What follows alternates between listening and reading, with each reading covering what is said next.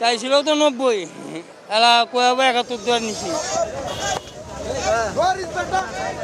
আর দেখা দেখি নয়, 2-1000 টাকা কম কিংবা বেশি পছন্দসই পশু পেলেই কিনে নিয়ে ফিরে যাচ্ছেন অনেকেই। গরু আছে কিন্তু বাজারে প্রচুর গরু আছে, কিন্তু এরা দাম ধরে রাখছে। 1,80,000 চাইছিল, 1,42,000 দিয়ে কিনছে। তবে বিক্রেতাদের দিক থেকে আরো একটু লাভের আশায় এখনো দরদাম দড়ি টানাটানি চলছে।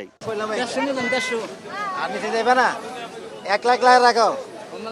দামে না মেলায় বেঁকে বসা ব্যাপারীকে বোঝাচ্ছেন কেউ কেউ, পশুর দামের সঙ্গে অংশীজনদের টাকার হিসাব মেলাচ্ছেন ক্রেতাদের অনেকেই। একটু বাড়তি একটু বেশি এখন। কেউ 2 লাখ, কেউ 3 লাখ, কেউ 2.5 লাখ, কেউ 3.5 লাখ, 4 লাখ হইতেছে এনে দাম। অবস্থা খুব খারাপ। শেষ মুহূর্তে এসে গাবতলী কোরবানি পশুর হাটের চিত্র ছিল এমনই। পরিবার সহ আত্মীয় স্বজন নিয়ে এসেছেন অনেকেই। হাক ডাকে সরগরম হাসিল ঘর থেকে পুরো হাট। বাজার ঘুরে দেখা গেছে 1 লাখ থেকে 2 লাখ টাকা দামের পশুর চাহিদা সবচেয়ে বেশি। বাড়তি চাপে গাবতলী পশুর হাট অনেকটাই ফাঁকা। এদিকে বাড়তি ছাগলের বাজার। আজকে ক্রেতা বেশি, গরুর সংকট। ছোট গরু অনেক শর্ট, একবারে নাই বলতেই নাই, ওই ভিতরের দিকে একবারে খালি। গাবতলীর হাটে এই সময় অনেক গরুর আমদানি থাকে, কিন্তু এই বছর আমদানি নাই। তারপরে কি হইব এটা বলা যায় না। কেউ গরু পাইতেও পারে, কেউ নাও পাইতে পারে।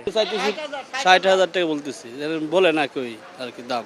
গেল কয়েকদিন সেলফি কিংবা ছবি তোলার পর্ব শেষে ঈদের আগ মুহূর্তে শুরু হয়েছে বড় গরুর বেচা বিক্রি। তবে 6 লাখের বেশি দামের পশু নিয়ে ক্রেতাদের আগ্রহ নেই বলে জানালেন বিক্রেতারা।